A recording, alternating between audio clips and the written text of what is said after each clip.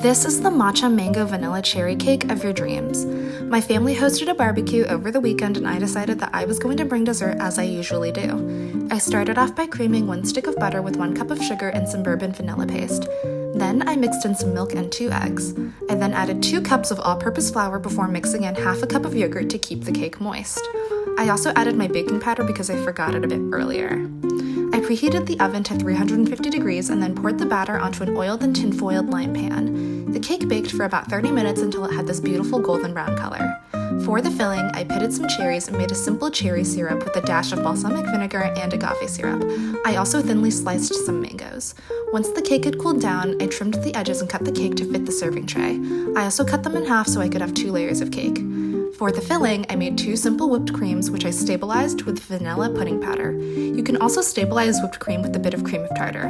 The first cream had the bourbon vanilla paste, while the second cream was flavored with matcha. I whipped them both until they formed stiff peaks. Assembly time! I started off with my base cake layer, which I topped with the cherries. Next, I added the vanilla whipped cream, which was incredibly thick. I put another layer of cake on top of the cream and then topped that with the sliced mangoes.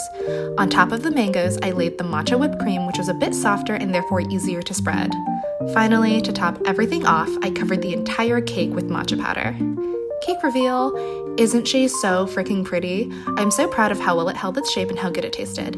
This is what the cake layers looked like after sliced. It wasn't too sweet and had the perfect amount of cake, fruit, and cream. So, would you try this recipe?